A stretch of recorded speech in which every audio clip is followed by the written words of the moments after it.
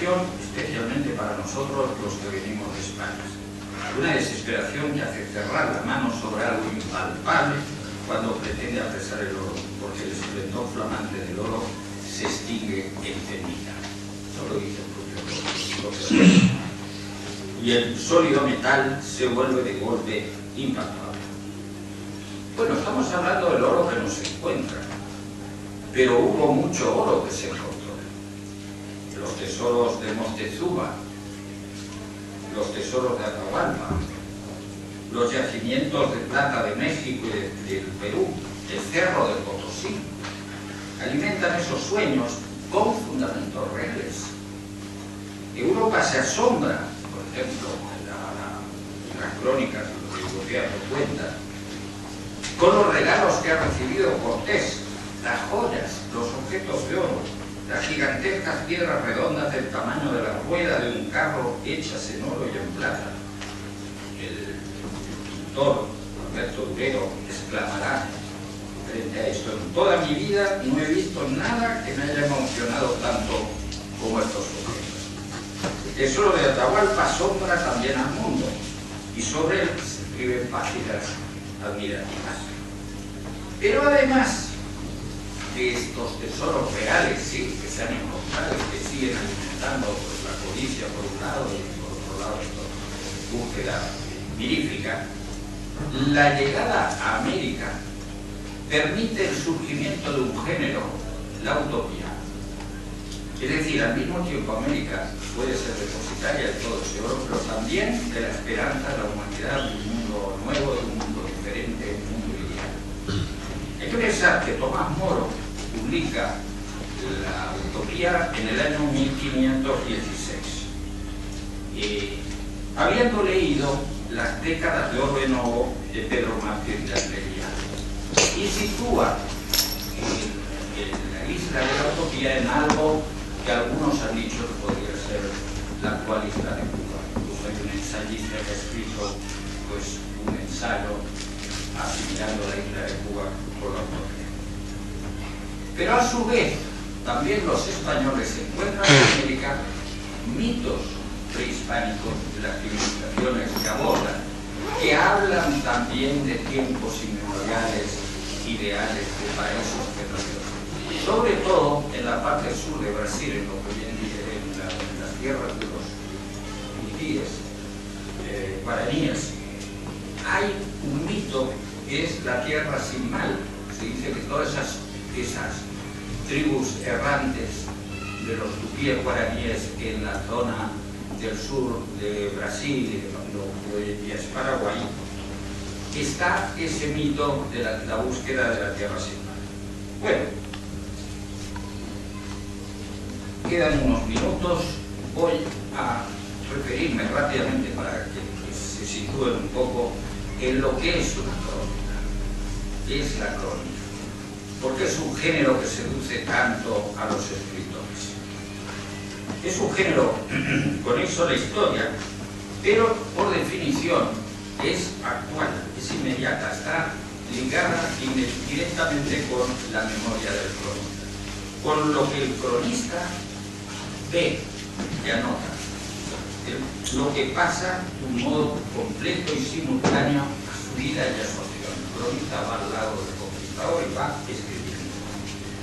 Y la fuerza de la crónica, la legitimidad de la crónica como fuente histórica, historiográfica, es el yo he visto. El yo he visto es lo que tiene más fuerza. Pero a veces no basta con lo que yo he visto, con lo que yo he oído. Bueno, ya hay variantes, pero sí lo he oído de alguien que fue testigo. Aunque se sepa, según dice el viejo refrán, el oído es infiel y la boca su cómplice. Hay una lucha por registrar lo que pasa, hay una preocupación por registrar lo que pasa, y un poco en esa tradición que había inaugurado la historiografía clásica de Heródoto y Tucídides, caracterizadas por la proximidad temporal de lo que se habla. Los ojos son descubridores, dicen los cronistas. porque al mismo tiempo van registrando y van descubriendo con ese punto, ayer hablábamos del punto de vista y la observación, es muy importante en el cronista ese deseo de ver, de registrar lo que pasa a su alrededor.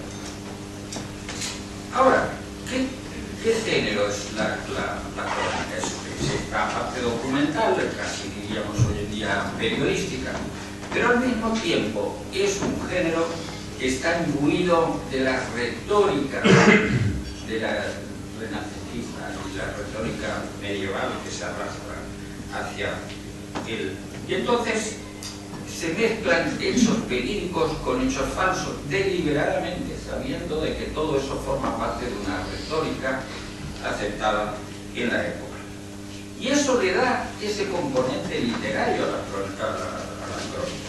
Por eso las crónicas de Indias las estudian los departamentos de historia de las universidades, pero también se estudian los departamentos de filología y de literatura, como literatura colonial. Se llama literatura colonial y literatura colonial absolutamente creativa, pero también está esa literatura de crónica donde se mezclan.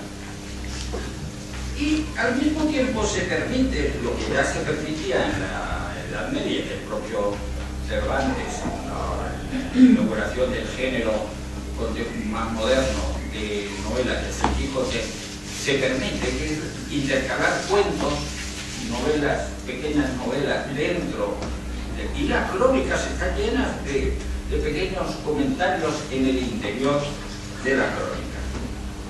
Toda esa especie entonces permite esa riqueza de ese género y lleva a que algunas crónicas se discuta si son crónicas o reales o si son todo invenciones. Y hay debates que no han sido superados sobre algunos textos, por ejemplo, los infortunios de Alonso Ramírez de Carlos de Sigüenza y Góngora. Ese libro, además hay que recordar que muchos de estos textos después se los incluyen en Robinson Crusoe de Daniel Defoe y en los relatos de Orfeo que se inspiran en esa especie de relato que se presenta como verídico y que es ficticio. Incluso los viajes de Gulliver, por lo fantásticos que son, se presentan como relatos verídicos contados por él. Recordemos que también la utopía de Tomás Moro es una utopía que él recoge de un moribundo náufrago y que le habla de esa isla. El caso de los infortunios, ¿por qué? Porque él cuenta todos los viajes, esa especie de ambular que gustaba mucho en la época también, de aventureros que van un poco al azar por esas tierras americanas. ¿Por qué? ¿Cuál es la duda? Podría ser perfectamente legítimo. ¿Cuál es la duda que surge?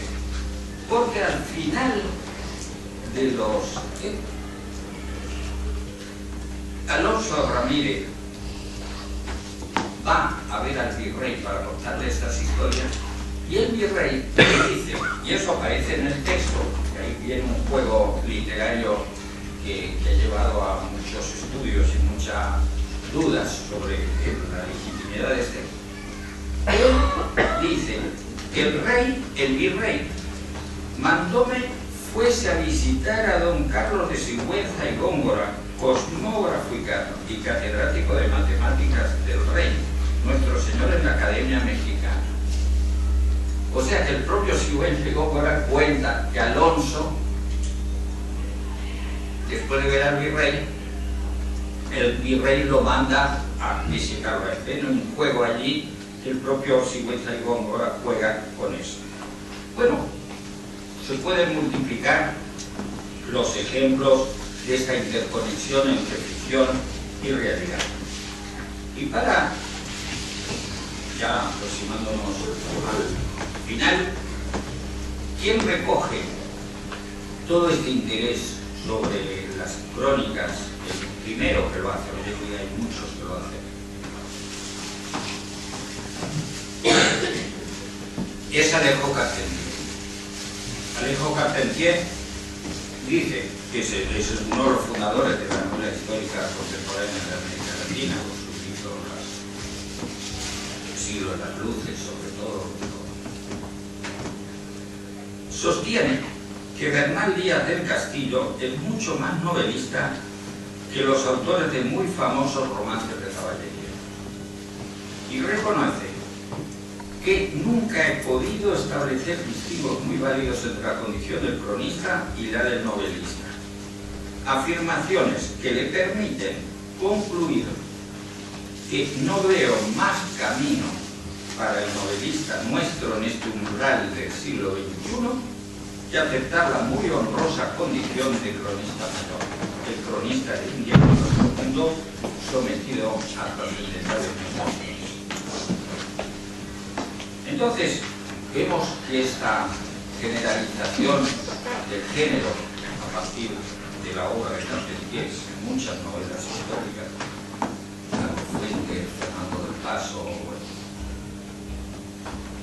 Pero ya en el siglo XVIII, un cronista de un viaje por el norte de la Argentina que nunca ha podido ser identificado, que se llama Cóncolo Corvo, en un libro que es delicioso de leer, se llama El Lazarillo de Ciegos Caminantes, escribe como epígrafe de esa crónica: supuesta pues la incertidumbre de la historia, vuelvo a decir, se debe preferir la lectura del estudio de la fábula porque, siendo ella parte de una imaginación libre y desembocada, influye y deleita más. Aquí vemos una de las claves de por qué hoy en día se lee pues tanta novela histórica con el placer. ¿Por qué? Porque influye la imaginación libre y desembocada y deleita más.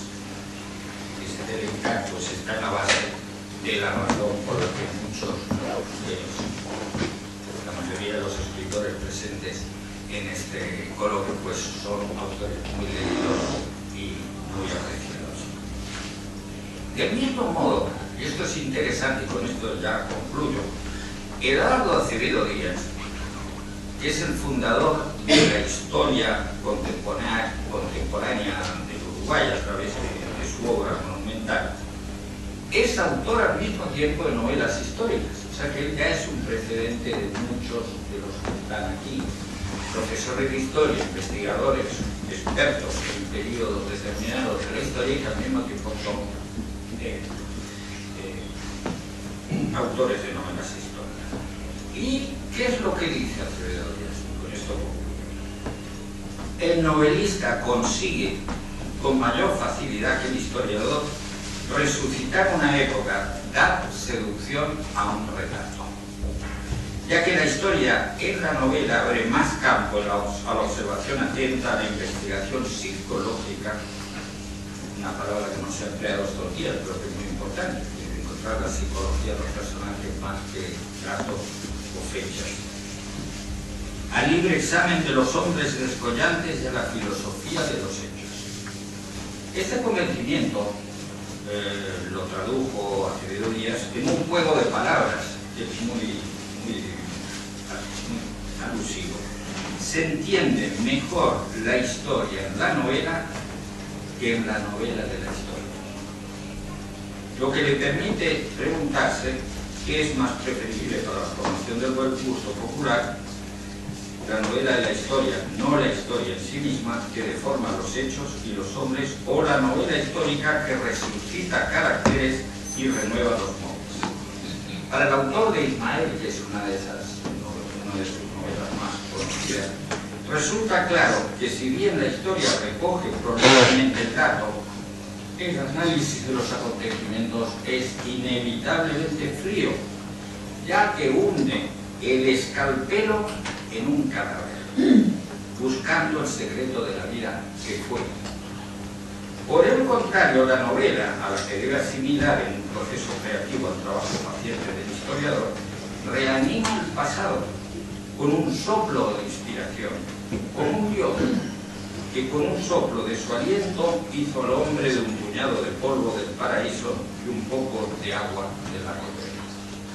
Aunque parezca una exageración del fuerte romanticismo que encarna este escritor, el auge actual de la novela histórica, podemos decir, prueba del cual son estas jornadas, parece darle la razón a ese soplo de inspiración que es posible descubrir en las mejores páginas del género. Muchas gracias.